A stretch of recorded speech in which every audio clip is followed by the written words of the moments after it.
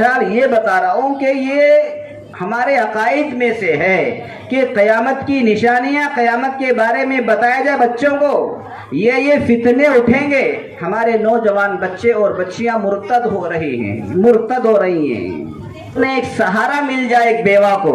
اسی لیے اللہ کے نبی نے 10 عورتیں جو شادیاں کی ہیں وہ بیوہ تھی.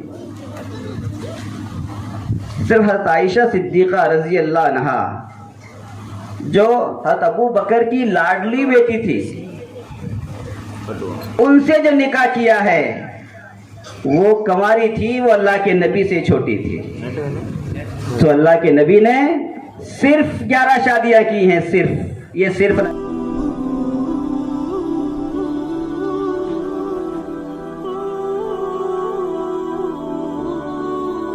کرنے جا رہا ہوں. ایک مختصر سا تعارف لے کر میں آپ کے سامنے آیا ہوں. زیادہ وقت نہیں لوں گا. جو ہمارے درمیان تشریف فرما ہیں حضرت مولانا بشیر الحق قاسمی دامت برکاتہم، جو دارالعلوم گوکاک کے محتمم ہیں، بانی و محتمم ہیں. حضرت کی تعریف کرنا گویا سورج کو چراغ دکھانے کے برابر ہے. سنا ہے لوگ اسے آنکھ بھر کے دیکھتے ہیں تو اس کی محفل میں ذرا ہم ٹہر کے دیکھتے ہیں. اگر وہ بولے تو باتوں سے پھول جھڑتے ہیں، اگر یہ بات ہے تو ہم بات کر کے دیکھتے ہیں. محترم سامعین حضرات، حضرت مولانا ہمارے علاقے کے مشہور عالم دین ہیں. ہمارے علاقے کے اطراف کہ کئی لوگ اپنے مسائل لے کر حضرت مولانا کے پاس تشریف لاتے ہیں اور اپنے مسائل کا حل پاتے ہیں. حضرت مولانا چند سالوں سے شہر گوکاک میں ایک مدرسہ چلا رہے ہیں جو چند ہی سالوں میں کافی ترقی کر چکا ہے. ہر سال کئی حفاظ اکرام آپ کے مدرسے سے فارغ ہوتے ہیں. حضرت مولانا کی سب سے بڑی خاصیت یہ ہے کہ حضرت مولانا ہر ایک سے، چاہے چھوٹا ہو، چاہے بڑا ہو، جوان ہو یا بوڑھا ہو، اسے خوش اسلوبی کے ساتھ ملتے ہیں اور بڑے پیار سے بات کرتے ہیں، جس سے ہر ملنے والا حضرت کا گرویدہ ہو جاتا ہے. تو حضرت مولانا جب بھی بات کرتے ہیں آسان زبان میں بات کرتے ہیں اور حالات حاضرہ پر بات کرتے ہیں. آج کل کے حالات میں ایک مسلمان کو کیسے رہنا چاہیے، کیسے زندگی بسر کرنا چاہیے، یہ مولانا کی تقریر کا اکثر اہم حصہ ہوا کرتا ہے. حضرت مولانا کی تقریر چاہے بچہ ہو یا بوڑھا، ان پڑھ ہو یا سیانا یا ظہیر، آسانی سے ان کی بات سمجھ جاتا ہے. تو محترم سامعین حضرات، میں مختصر سا تعارف کرنے کے بعد میں حضرت مولانا کو آپ کی بازب سماعتوں کے حوالے کر رہا ہوں. میں حضرت سے گزارش کرتا ہوں کہ آج کس موقع پر اپنے زرین خیالات سے ہمیں نوازیں. مولانا کی بات کے بعد ہدیہ ہوگا، پھر اس کے بعد دعا ہوگی.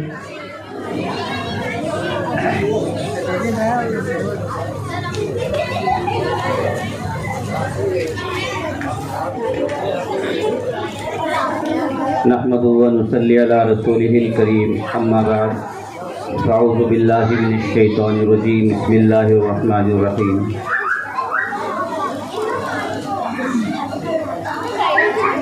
ما كان محمد نبا احد من رجالكم ولكن رسول اللہ وخاتم النبیین. صدق اللہ مولانا العظیم. میرے محترم بزرگوں اور عزیز دوستوں اور میری محترم مائیں، میں اپنی ماں بہنوں سے معذرت خواہ ہوں کہ میں نے کرسی ان کی پیٹھ طرف کی ہے. ہماری مائیں بڑی باعزت مائیں ہیں، محترم مائیں ہیں. اللہ کے نبی نے فرمایا ہے کہ ماؤں کے قدموں کے تلے جنت ہے. ماں کا جو مقام ہے ہمارے نبی محمد مصطفیٰ صلی اللہ علیہ وسلم نے جو دیا ہے تو بہت اونچا مقام. پوری جنت کو لا کر کے ماں کے قدموں کے نیچے رکھ دیا. ایک تو ہے ماں کے قدموں پہ ڈالنا، قدموں پہ ڈالا نہیں، قدموں کے نیچے رکھا ہے جنت. تو ماں کا جو مقام ہے، عورت کا جو مقام اللہ کے نبی نے اس دور میں دیا ہے جس دور میں لوگ عورتوں کی توہین کیا کرتے تھے. جب بچی پیدا ہوتی تھی اس کو زندہ دفن کر دیا جاتا تھا.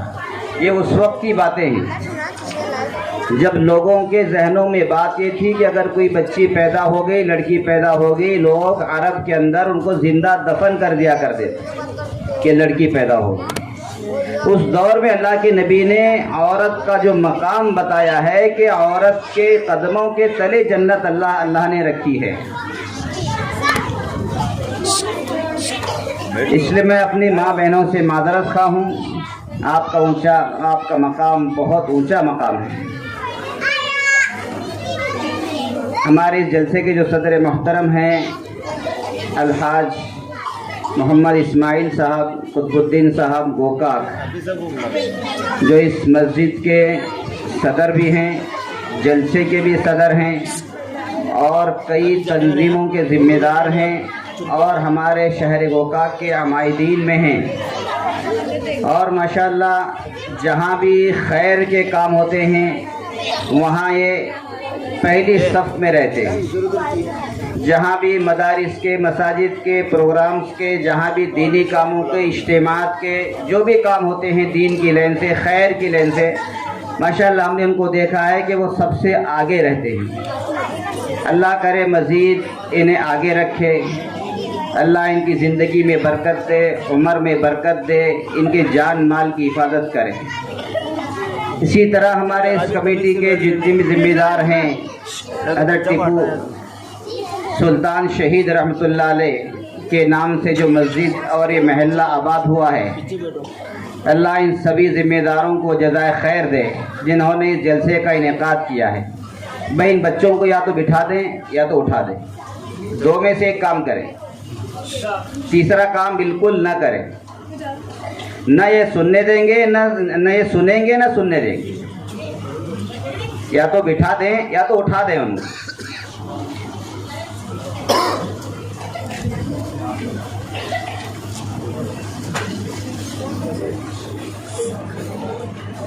جب اللہ رسول کی بات ہوتی ہے تو خاموشی کے ساتھ سننا ہے. اور جو ہمارے بچے وہاں بیٹھے ہوئے ہیں ذرا آگے آ جائیں، مسجد کے اندر حصے میں آ جائیں، ثواب زیادہ ملے گا آپ کو. مسجد میں بیٹھ کر کے سنیں گے زیادہ ثواب ملے گا آپ کو. اور اعتکاف کی نیت کے ساتھ اندر آ جائیں اور زیادہ ثواب ملے گا. اور اس نیت سے آئے کہ ہم باتوں پر عمل کریں گے اور زیادہ ثواب ملے گا. آ جاؤ بھائی، یہ آخری مجلس ہے، ختم قرآن ہے، جس کے بعد دعا ہوگی جس میں دعائیں قبول ہوتی ہیں. ابھی ہمارے حافظ جمشید صاحب نے وہ حدیث روایت کی ہے کہ ختم قرآن کی مجلس میں دعائیں قبول ہوتی ہیں. وہ دعا تو باقی ہے اور اس جلسے کا مقصد ہی وہ ہے کہ ختم قرآن کی دعائیں سب کو مل جائیں. آ جاؤ بھائی، آ جاؤ. ماشاءاللہ جو معذور ہیں وہ بیٹھے رہیں، جو جوان ہیں ماشاءاللہ ایک کے بعد دوسری بھی شادی کرنا چاہتے ہیں وہ لوگ بھی بیٹھے ہوئے کٹوں پر، یہ اچھا نہیں لگتا.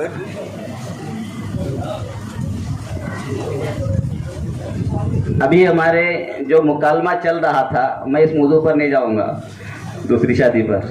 ہماری ماں بہنیں بھی بیٹھی ہوئی ہیں.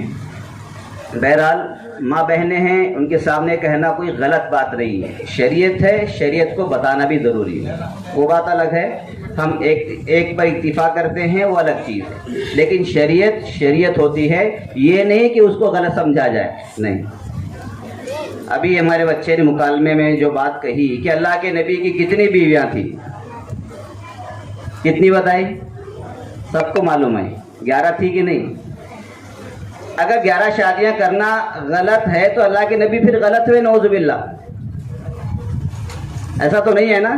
اللہ کے نبی غلط کر سکتے ہوں؟ نہیں کر سکتے. یہ ذہن میں سے باتیں نکالیں. وہ بات الگ ہے کہ اگر آپ انصاف کے ساتھ کر سکتے ہو تو پھر ایک ہی رکھیں. بہرحال اللہ کے نبی کو اللہ نے جو مرتبہ دیا تھا، جو مقام دیا تھا، جب سے دنیا بنی ہے وہ مقام کسی کو نہیں دیا ہے. یہاں تک کہ انبیاء کرام، دوسرے انبیاء کرام کو بھی وہ مقام نہیں دیا ہے. اتنا ہونے کے باوجود بھی اللہ کے نبی نے صرف 11 شادیاں کی ہیں. میں صرف کہہ رہا ہوں، ورنہ دوسرے انبیاء کرام نے، دوسرے رشی مشیوں نے 100 شادیاں کی ہیں. حضرت سلیمان علیہ السلام کی کتنی بیویاں تھی پتہ ہے؟ بہت بیویاں تھیں. اللہ کے نبی کے صرف 11 بیویاں ہیں. اس بات کو غلط نہ سمجھے. میں اس لیے بتا رہا ہوں، یہ نہیں میں کہہ رہا ہوں کہ بھائی آپ دوسرے 2 3 شادیاں کریں. یہ بتا رہا ہوں کہ شریعت کا کیا حکم ہے. اور جو 2 شادیاں کر رہا ہے، 3 شادیاں کر رہا ہے، 4 شادیاں کر رہا ہے، اس کو غلط مت سمجھیں، اس لیے کہ وہ شریعت کے خلاف نہیں کام کر رہا ہے۔ کیا ضرورت تھی؟ ضرورت تو وہ جانتا ہے جو شادی کر رہا ہے، تجھے کیا پتا؟ اپنی اپنی ضرورتیں ہوتی ہیں۔ حضرت عبداللہ ابن مسعود بہت بڑے صحابی ہیں، وہ فرماتے ہیں کہ اگر میرے مرنے کے 10 دن بھی باقی رہ جائیں تب بھی میں شادی کر کے مروں گا۔ بتائیے، اگر میرے مرنے کے 10 دن بھی باقی ہیں تب بھی میں شادی کے ساتھ ہی دنیا سے رخصت ہوں گا، بغیر شادی کے رخصت نہیں ہوں۔ اب بتائیے، یہ صحابہ کرام کی زندگی ہے۔ یہ ہم ماحول کی وجہ سے ویسے ہمارے خیالات غلط ہو گئے۔ اللہ نے اللہ کے نبی کو، ہمارے نبی کو یعنی حضرت محمد مصطفیٰ صلی اللہ علیہ وسلم کو 40 جنتی مردوں کی طاقت دی تھی۔ کتنے؟ ان باتوں کو غور سے سنیں اور دماغ میں بٹھائیں اور دوسروں کو بتائیں۔ آج کل دنیا والے یہ آبجیکشن کر رہے ہیں اور ہم بھی سن کر کے ان کے آبجیکشن کے چکر میں آ جاتے ہیں۔ اوہو، یہ تو ناانصافی ہے، 11 شادیاں ناانصافی۔ ان کو بتانا چاہیے کہ تاریخ کیا ہے، صحیح چیز کیا ہے۔ اللہ نے اللہ کے نبی کو 40 مردوں کی طاقت دی تھی۔ کتنے مردوں کی؟ 40 مردوں کی۔ اور جنتی ایک مرد دنیا کے 100 مردوں کے برابر ہے۔ کتنے؟ تو 40 جنتی مرد دنیا کے کتنے مرد ہوئے؟ بتائیے، 4000۔ دیکھو بچے نے صحیح بتایا۔ کتنے مرد ہوئے؟ اللہ نے اللہ کے نبی کو 4000 مردوں کی طاقت دی تھی۔ اب آپ اندازہ لگائیں، جسے 4000 عورتوں کی بھوک ہو اور وہ صرف 11 پر اکتفا کر لے، کتنا بڑا طاقتور ہے۔ اور ہمارے پاس صرف ایک مرد کی طاقت ہے اور اللہ نے ہمیں 4 عورتوں کی اجازت دی۔ اور اللہ کے نبی کے پاس 4000 مردوں کی طاقت ہے، لیکن اللہ کے نبی نے کتنی شادیاں کی؟ صرف 11 شادیاں کی۔ اور کیونکہ وہ بھی مجبوری میں 10 عورتیں، اس میں 10 بیوی اللہ کے نبی کی جو ہماری ازواج مطہرات یعنی ہماری مائیں کہلاتی ہیں۔ نبی کی جو بیوی ہوتی ہے وہ امت کی ماں ہوتی ہے، یہ ہماری مائیں ہیں۔ 11 میں سے 10 بیوہ تھی، آپ اندازہ لگائیے۔ اللہ کے نبی کو شادیاں کرنے کا شوق نہیں تھا۔ کبھی آپ سمجھ رہے ہو کہ بھائی شوق تھا؟ نہیں، ایک طریقہ ہے، ایک سنت ہے، شوق نہیں تھا۔ اگر اللہ کے نبی کو شادیاں کرنے کا شوق ہوتا، مکہ والوں نے اللہ کے نبی کو دعوت دینے سے روکنے کے بدلے میں آفر دیا تھا کہ اگر محمد اللہ کے نبی کے چچا سے کہہ رہے ہیں کہ آپ کے بھتیجے کو بتا دیں، آپ کے بھتیجے کو روکیں، وہ ہمارے بتوں کے خلاف بیان دے رہا ہے، وہ ایک اللہ کی وحدانیت کی دعوت دے رہا ہے، اس کو روکیں۔ اگر اس کو کسی حسینہ کی ضرورت ہے تو ہم عرب کی سب سے حسین اور جمیل لڑکی کو ان کے نکاح میں دے دیں گے۔ لو جی، زمین جائیداد دے دیں گے، جو وہ کہیں گے وہ دیں گے، لیکن وہ ایک اللہ کی دعوت نہ دیں، لا الہ الا اللہ محمد رسول اللہ کی دعوت نہ دیں، ہمارے بتوں کو منع نہ کریں پوجا کرنے سے ہمیں۔ اس کے بدلے میں کتنا بڑا آفر دیا جا رہا ہے۔ اللہ کے نبی نے کہا، کیا چیز تم مجھے دے رہے ہو؟ کیا آفر دے رہے ہو؟ لڑکی کا آفر، زمین کا آفر، سونے چاندی کا آفر؟ یہ کیا چیز ہے میرے نزدیک؟ میرے پاس تو فرشتہ آتا ہے اللہ کی طرف سے اور مجھ سے کہتا ہے کہ یہ جتنے پہاڑ ہیں کیا ان سب کو سونا بنا دوں؟ میں نے منع کر دیا۔ اگر اللہ تعالیٰ سے کہتا کہ سونا بنا دو تو آج جبل احد سونے کا ہو جاتا۔ میں نے منع کیا، نہیں، مجھے ضرورت نہیں ہے سونے چاندی کی۔ 14 کلومیٹر پہاڑ ہے وہ جبل احد، جو گئے ہیں دیکھ کر کے آئے ہیں۔ اللہ کے نبی نے کیا کیا؟ منع کیا. نہیں مجھے ضرورت نہیں سونے چاندی کی، بالکل ضرورت نہیں ہے. اللہ کے نبی نے کیا کہا پتا اس وقت مکہ والوں کا کیا جواب دیا؟ حسین اور جمیل لڑکی کے آفر کے بدلے میں کہا اگر تم میرے ایک ہاتھ میں چاند رکھ دو، ایک ہاتھ میں سورج بھی لا کر کے رکھ دو، تب بھی میں اپنے اس مشن لا الہ الا اللہ محمد رسول اللہ کے مشن سے نہیں رکنے والا. یہ ہوتی ہے چیز. آج ہم چند پیسوں کے بدلے میں بک جاتے ہیں، اپنے ایمان کا سودا کر دیتے ہیں. تو اللہ کے نبی نے اپنی خواہش کے لیے شادی نہیں کی. اللہ کے نبی کی عمر 25 سال ہے. جو سب سے پہلی بیوی اللہ کے نبی کی، جو ہماری ماں کہلاتی ہے امت کی، حضرت خدیجۃ الکبریٰ رضی اللہ عنہا، ان کی کتنی عمر تھی؟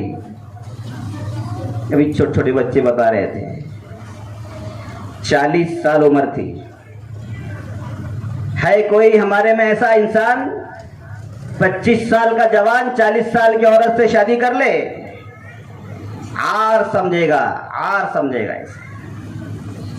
لیکن اللہ کے نبی نے آج سے 1400 سال پہلے نبی ہونے کے باوجود، دنیا والوں کے آفر کرنے کے باوجود، اللہ کے نبی نے شادی کر لی 25 سال کی عمر میں 40 سال کی عورت سے. کیا معلوم ہوتا؟ اللہ کے نبی کی خواہش نہیں تھی کہ زیادہ شادیاں کرنا، بلکہ مقصد یہ تھا کہ ان کی داد رسی ہو جائے، ان کے گھر کا انتظام ہو جائے، انہیں ایک سہارا مل جائے ایک بیوہ کو. اسی لیے اللہ کے نبی نے 10 عورتیں جو شادیاں کی ہیں وہ بیوہ تھی. صرف حضرت عائشہ صدیقہ رضی اللہ عنہا جو حضرت ابو بکر کی لاڈلی بیٹی تھی، ان سے جو نکاح کیا ہے وہ کنواری تھی، وہ اللہ کے نبی سے چھوٹی تھی.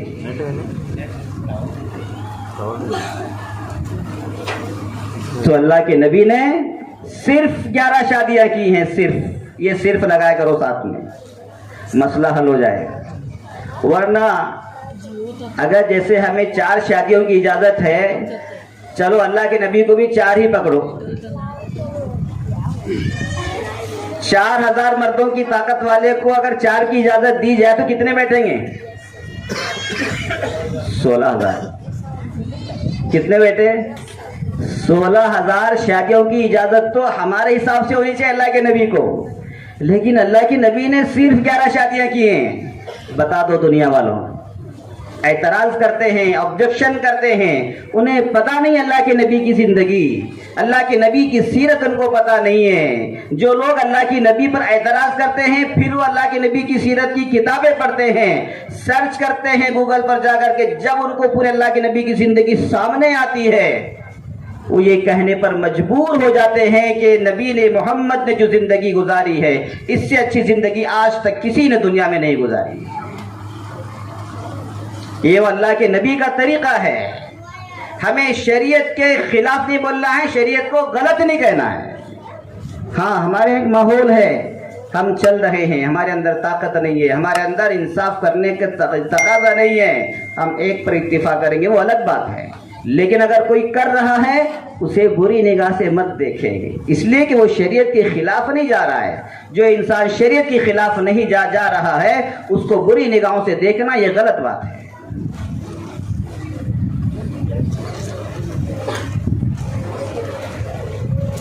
تو بہرحال یہ بات بیچ میں آ گئی تھی، زیادہ شادیوں والی بات، معذرت کے ساتھ. بہرحال شریعت جو ہوتی ہے وہ قیامت تک کے لیے آئی ہے. یہ نہیں کہ بھائی جس طرح سے وہ ہمارے میڈیکل میں گولیاں ہوتی ہیں اس پر ایک ڈیٹ ڈال دی جاتی ہے، پھر آؤٹ آف ڈیٹ ہو جاتی ہیں، پھر وہ گولیاں میڈیکل والے اٹھا کر کے یا تو واپس بھیج دیتے ہیں یا تو پھینک دیتے ہیں. یہ شریعت وہ نہیں ہے کہ آؤٹ آف ڈیٹ ہو جائے، یہ قیامت تک کے لیے آئی ہے. اللہ کے نبی سے پہلے جو شریعتیں تھی ان کے اوپر ڈیٹ ہوا کرتی تھی. آدم علیہ السلام کی شریعت، نوح علیہ السلام کی شریعت، यूनुस अलैहिस्सलाम की शरीयत, यूसुफ अलैहिस्सलाम की शरीयत, वो अपने अपने ज़माने तक थी, अपने अपने कौम तक थी। हज़रत ईसा अलैहिस्सलाम की शरीयत भी उनकी हयात, उनके दुनिया में रहने तक थी। लेकिन जो ही अल्लाह के नबी आए हैं, इसीलिए मैंने शुरू में जो आयत पढ़ी है, खातमुन नबिय्यीन की आयत पढ़ी है। अल्लाह के नबी की जो ज़ात है वो खातमुन नबिय्यीन है, यानी अल्लाह के जो हमारे नबी हज़रत मोहम्मद मुस्तफ़ा सल्लल्लाहु अलैहि वसल्लम हैं, वो आखिरी नबी हैं। कुरान जो आसमानी किताब है वो आखिरी किताब है।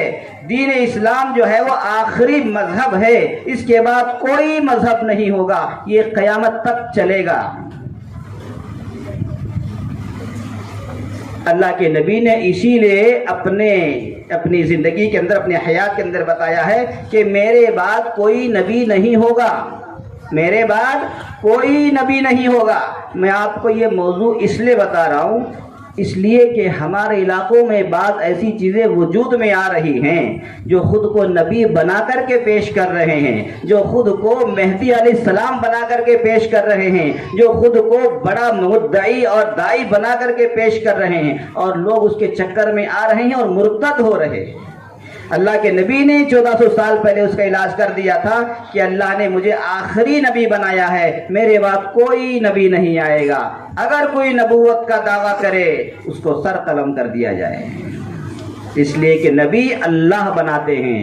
अल्लाह जिसको नबी बनाए उसको उम्मत को मानना फर्ज हो जाता है। लिहाजा अल्लाह ने मुझे नबी बनाया है, हज़रत मोहम्मद मुस्तफ़ा सल्लल्लाहु अलैहि वसल्लम को नबी बनाया है और आखिरी नबी बनाया है। ये हमारा अकीदा होना चाहिए। हमारे बच्चों को बताना है, हमारे जवानों को बताना है, हमारे स्टूडेंट को बताना है, हमारी बच्चियों को बताना है, हमारे एजुकेटेड लोगों को बताना है कि अल्लाह के नबी आखिरी नबी हैं।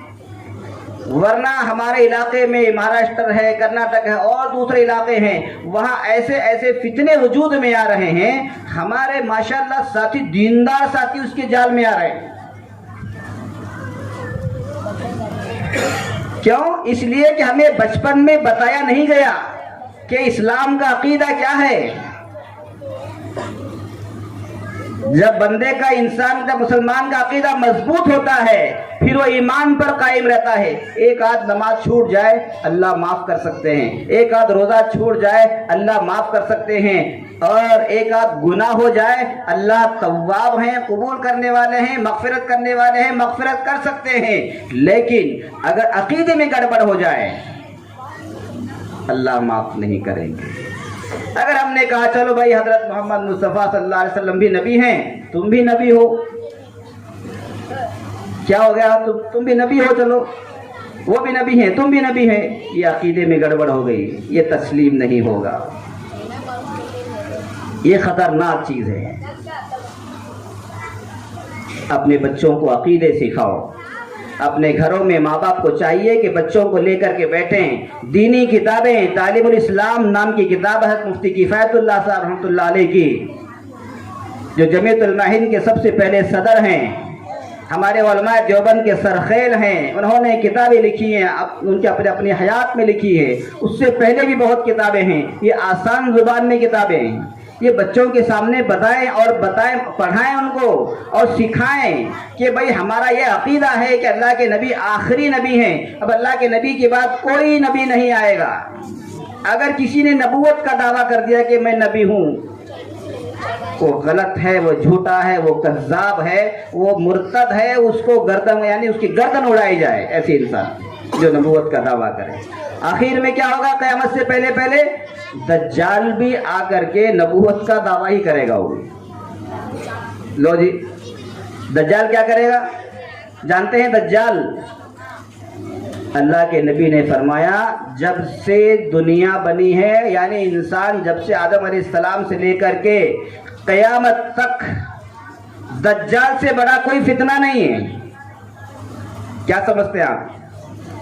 शराब पीना फितना है, चोरी करना फितना है, फुला गुना करना फितना है, डाका डालना फितना है, आपस में लड़ाई करना फितना है। नहीं, अल्लाह के नबी ने फरमाया कि दज्जाल से बड़ा कोई फितना नहीं है क़यामत तक। इतना बड़ा फितना है, और हर नबी ने दज्जाल से अपनी उम्मत को डराया है। اور یہ بھی آتا ہے حدیث شریف میں جب دجال نکلنے کا وقت ہوگا منبر و محراب سے اس کا تذکرہ بھی بند ہو جائے گا, اس کا ذکر بھی بند ہو جائے گا.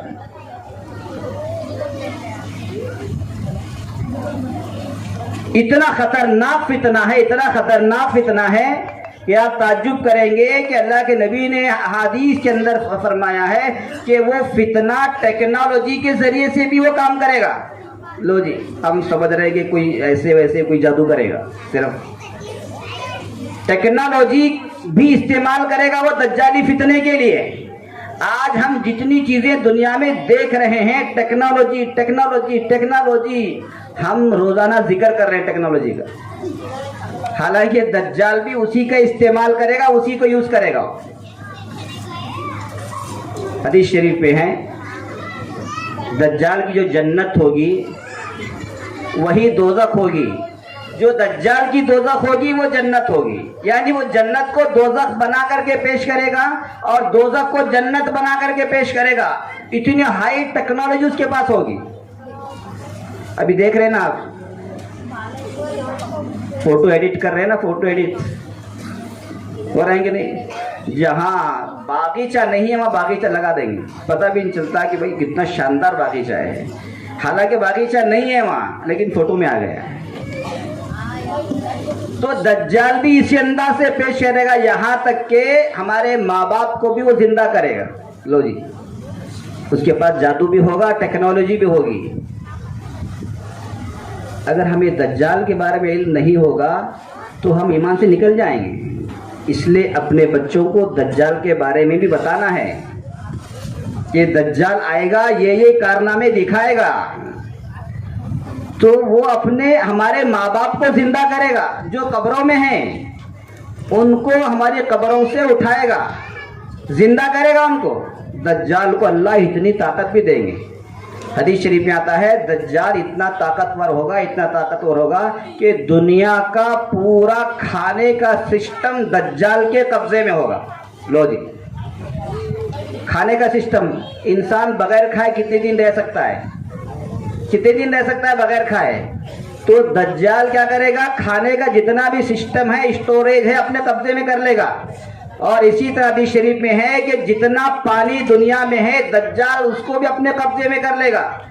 کھانا اور پانی سے انسان زندہ ہے, وہی دجال کے قبضے میں چلے گئے, تو اب انسان کتنے دن زندہ رہے گا بھائی.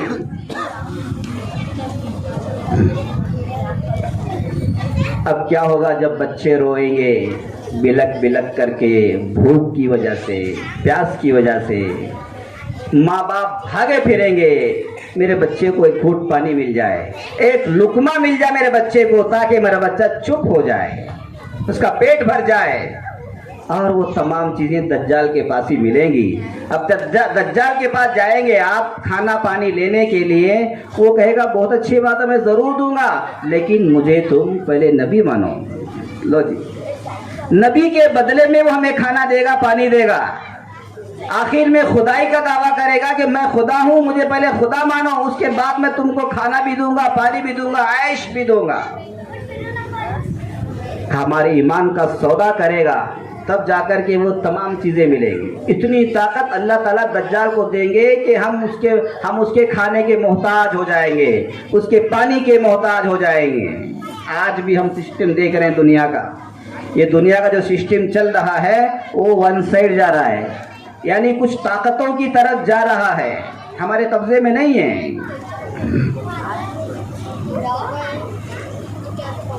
حدیث شریف میں ہے دجال ہاتھ سے بادلوں کو پکڑے گا, اللہ اتنی طاقت دیں گے. وہ گدھے پر سواری کرے گا, پوری دنیا کا چکر لگائے گا. اس کے گدھے کے اتنے بڑے کان ہوں گے, اتنے بڑے کان ہوں گے, اتنے بڑے کان ہوں گے کہ اس کے کان کے سائے میں 40 لوگ سو سکتے ہیں. اتنا بڑا اس کا گدھا ہوگا, اتنا بڑا اس کے گدھے کا کان ہوگا, اس کے کان کے سائے میں 40 لوگ آرام کر سکیں گے.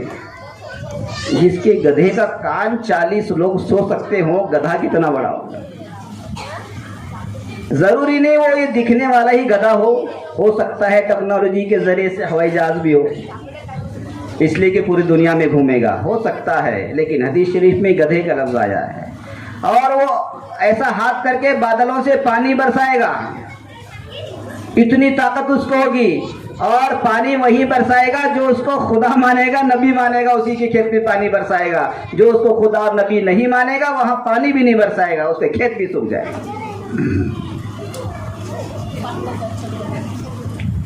یہ چیزیں ہمیں معلوم ہونی چاہیے، یہ دینی چیزیں ہیں، یہ کوئی معلومات نہیں ہیں، یہ دینی چیزیں ہیں۔ ایک ادھر دجال کی تیاری ہو رہی ہے، ایک ادھر مہدی علیہ السلام بھی اپنی تیاری کر رہے ہیں، ایک ادھر عیسیٰ علیہ السلام بھی اپنی تیاری، یعنی تینوں لوگ، کرسچن جو لوگ ہیں وہ عیسیٰ علیہ السلام کے انتظار میں ہیں، یہودی جو لوگ ہیں وہ دجال کے انتظار میں ہیں، اور مسلمان مہدی علیہ السلام کے انتظار میں۔ یہ بڑا معرکہ ہونے والا ہے، ایک بڑا مقابلہ ہونے والا ہے۔ بڑی لمبی بحث ہے، لمبی چیز ہے، وہ ادھر نہیں جانا ہے۔ بہرحال یہ بتا رہا ہوں کہ یہ ہمارے عقائد میں سے ہے کہ قیامت کی نشانیاں، قیامت کے بارے میں بتایا جائے بچوں کو۔ یہ فتنے اٹھیں گے، ہمارے نوجوان بچے اور بچیاں مرتد ہو رہی ہیں۔ ہمارے پاس سب سے بڑا جو سرمایہ ہے وہ ایمان ہے۔ اگر ایمان کے ساتھ ہم دنیا سے رخصت ہو گئے تو ہم کامیاب ہیں، اور اگر ایمان کے بغیر ہم رخصت ہو رہے ہیں، کتنا بھی بڑا وہ دنیا کا بادشاہ ہو جائے، ناکام دنیا سے رخصت ہو رہا ہے۔ تو اللہ نے ہمیں آخری نبی دیا ہے، آخری نبی دیا ہے۔ یہ ہمارا عقیدہ ہونا چاہیے، یہ ہم کو معلوم بھی ہونا چاہیے۔ کوئی آ کر کے تم کو بہکائے کہ میں نبی بن کر کے آیا ہوں، مجھے ہمارے فلاں ایک بہت بڑے بزرگ ہیں، اللہ نے ان کو نبی بنایا ہے، اس کو رد کر دیں، منع کریں اسے، یہ نہیں کہ خاموش ہو جائیں سن کر کے۔ یہ فتنے ابھی ہمارے اپڈیٹ زمانے میں چل رہے ہیں، اس لیے میں بتا رہا ہوں۔ یہ ہمارے چھوٹے چھوٹے مکاتب جو چل رہے ہیں، اس میں یہی چیزیں بتائی جاتی ہیں کہ ہمارا عقیدہ کیا ہے۔ جب ہمیں پتہ چل گیا کہ ہمارے نبی آخری نبی ہیں، پھر ہم اس کو نبی نہیں مان سکتے، اس لیے کہ اللہ نے ہمارے نبی کو آخری نبی بنایا ہے، ان کے بعد کسی کو نبی نہیں بنائیں گے۔ اللہ کے نبی نے فرمایا اگر میرے بعد کوئی نبی ہوتا تو وہ عمر ہوتے۔ لو جی، بات ہی ختم ہے۔ عمر تو دنیا میں نہیں ہے، رخصت ہو گئے ہیں، دنیا سے رخصت ہو گئے ہیں، جنہوں نے پوری دنیا پر حکومت کی، جنہیں شیطان بھی ڈر جاتا تھا، جن کو دیکھ کر کے راستے سے شیطان ہٹ جایا کرتا تھا۔ قیصر و کسریٰ کی طاقتیں ان کے قدموں میں آ کر کے گر گئی تھی۔ گاندھی جی نے سن 47 میں کہا تھا اگر تم نے بہت محنتوں کے بعد، جد و جہد کے بعد، قربانیوں کے بعد دیش کو آزاد کیا ہے، لیکن تم دیش چلاؤ گے تو کیسے چلاؤ گے؟ کوئی جیت لینا بڑی بات نہیں ہے، اب اس کو نبھانا بڑی بات ہے۔ ایک شخص کو بادشاہ نے ہاتھی دے دی، لو یہ گفٹ ہے تمہیں میری طرف سے۔ بادشاہ اپنے حساب سے دے دیا اس نے۔ وہ لینے والا کہنے لگا حضرت میں اس لائق نہیں ہوں کہ مجھے آپ ہاتھی گفٹ میں دے رہے ہیں، نہیں، آپ نے اپنی شان کے مطابق مجھے دے تو دیا ہے، لیکن اسے چارہ کون ڈالے گا؟ میرے بس کی بات نہیں، آپ اپنا ہدیہ رکھیں، مجھے ضرورت نہیں تمہارے ہاتھی کی، اسے چارہ کون ڈالے گا روزانہ؟ میں تو غریب انسان ہوں۔ تو اسی طرح سے ہم نے دیش تو فتح کر لیا، انگریزوں سے جیت تو لیا ہے، اس کو چلائیں گے کیسے؟ اس کو نبھائیں گے کیسے؟ وہ ہے اصل کمال۔ اس وقت سن 47 میں گاندھی جی نے کہا تھا اگر تمہیں دیش کو چلانا ہے ابو بکر اور عمر رضی اللہ عنہما کے طریقے پر چلانا ہے تب دیش چل سکتا ہے، یہ وہ عمر ہیں۔ 1400 سال کے بعد ان کی گواہی دی جا رہی ہے۔ گاندھی بڑا شانہ آدمی تھا، بڑا چالاک بھی تھا، بڑا شانہ بھی تھا۔ وہ تمام مذاہب کا مطالعہ کرتا تھا، وہ پڑھتا تھا۔ تو حضرت عمر، اللہ کے بھی فرمانا ہے کہ میرے بعد کوئی نبی ہوتا وہ عمر ہوتے۔ اب جب عمر دنیا سے رخصت ہو گئے، اب دوسرا نبی آنے کا مطلب ہی نہیں ہے۔ اس لیے یہ عقیدہ مضبوط کر لیں، ہمارے نبی آخری نبی ہیں۔ ہماری قرآن، ہمارا جو کتاب ہے قرآن ہے وہ آخری کتاب ہے. اسلام جو ہے وہ آخری اسلام ہے، اس کے بعد کوئی مذہب نہیں ہے. کہ جتنے مذاہب تھے وہ اپڈیٹ یعنی آؤٹ آف ڈیٹ تھے، وہ ختم ہو گئے. جب اسلام آ گیا، جب اللہ کی نبی کی نبوت آ گئی دنیا کے اندر، اب کسی کی نبوت نہیں چلے گی، اب کسی کی رسالت نہیں چلے گی، اب کسی کی کوئی کتاب نہیں چلے گی. اب صرف چلے گی تو وہ قرآن کریم کے احکام چلیں گے، اللہ کی نبی کی رسالت چلے گی، اللہ کی نبی کی نبوت چلے گی. اب کسی کی نبوت نہیں چلنے والی. یہ ہمارا عقیدہ ہونا چاہیے. بعض لوگ مہدی علیہ السلام کا دعویٰ کرتے ہیں، میں مہدی بن کر کے آیا ہوں، میں مہدی بن کر کے آیا ہوں. یہ بھی یاد رکھیں اللہ کے نبی نے بھی مہدی کی تمام نشانیاں بتا دی ہیں. اپنے بچوں کو بتائیں، نام تک بتایا. مہدی علیہ السلام جو ہوں گے وہ میرے نام پر ہوں گے، ان کا نام بھی محمد ہوگا، ان کے والد کا نام بھی عبداللہ ہوگا، وہ مہدی ہوں گے. آج کل تو الگ الگ نام کی مہدی دنیا میں آ رہے ہیں اور لوگ ان کو مان رہے ہیں. عجیب بات ہے. اور مہدی علیہ السلام جب تشریف لائیں گے دنیا میں، اپنے ہاتھوں سے بھر بھر کے مسلمانوں کو مال غنیمت دیں گے. اور یہ جو آج کل کے مہدی آئے ہوئے ہیں، یہ ہمارا مال بھر بھر کے لے رہے ہیں، دے رہے نہیں ہیں، پھر بھی لوگ ان کو مان رہے مہدی. عجیب بات ہے. اللہ کے نبی نے 1400 سال پہلے بتا دیا ہے. جن کو پتہ نہیں ہے وہ ان کے جال میں پھنس رہے ہیں. اس لیے میرے دوستو یہ چیزیں بتانے کی ضرورت ہے، ورنہ ہماری یہ جو نسل ہے، یہ ہمارا مستقبل جو فیوچر ہے، یہ خطرے میں پڑ گیا ہے. ان کو عقیدے بتاؤ، عقیدے مضبوط کرو. یہ عقیدے مضبوط کرنے کے لیے مکاتب میں بھیجا جاتا ہے. یہاں کے اساتذہ وہ چیزیں بتاتے ہیں کہ قیامت کی نشانیاں کیا ہیں، مہدی علیہ السلام کیا چیز ہیں، اللہ کے نبی کیا چیز ہے، قرآن کیا چیز ہے. اگر ہمارا عقیدہ مضبوط ہے تو ہم مومن ہیں. اگر ہمارا عقیدہ ڈلمل ہے، تذبذب کا شکار ہے، پھر ہم ایمان والے نہیں ہیں، نہ معلوم ہمارا ٹھکانہ کہاں. اس لیے میرے دوستو میں ان کو مبارکباد دینا چاہتا ہوں. بات لمبی نہیں کرنی ہے مجھے، وقت بھی کافی ہو گیا ہے. ہماری مائیں بہنیں بہت دیر سے بیٹھی ہوئی ہیں. تو ماشاءاللہ ہمارے اس مکتب کے اندر یہ بہت چیزیں یعنی عقائد کی لین سے، قرآن کی لین سے محنتیں ہو رہی ہیں. یہاں کی کمیٹی والوں نے جو ایک بہترین ایک ماحول بنا کر کے دیا ہے، میں ان کو خوب مبارکباد دیتا ہوں. اللہ کرے اس مکتب کے ذریعے سے. اور ماشاءاللہ یہاں میں نے چند بچوں کو دیکھا جو حفظ بھی کر رہے ہیں.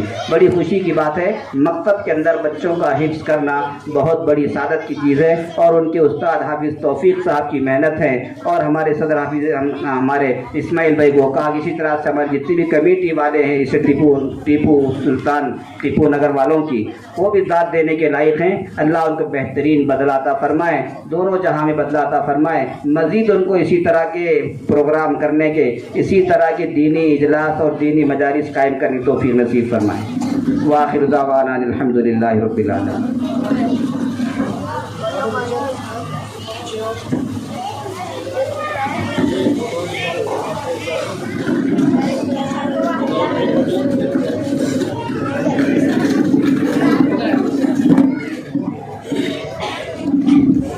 محترم حضرات، حضرت مولانا بشیر الحق صاحب آپ کے سماعتوں کے حوالے تھے. میں حضرت کا شکریہ ادا کرتا ہوں. اب جو اس مجلس کی، اس جلسے کی جو اہم کڑی ہے وہ ہے ناظرہ قرآن مکمل کرنے والے طلباء اور طالبات کا ہدیہ. لیکن اس سے پہلے یہ روایت بھی ہے اور ہمارا فرض بھی بنتا ہے کہ جو مہمان ہمارے درمیان تشریف فرما ہیں ان مہمانوں کا ایک چھوٹا سا اعزاز و اکرام اپنے محلے والوں کی طرف سے، کمیٹی والوں کی طرف سے ہم کرنا چاہیں گے.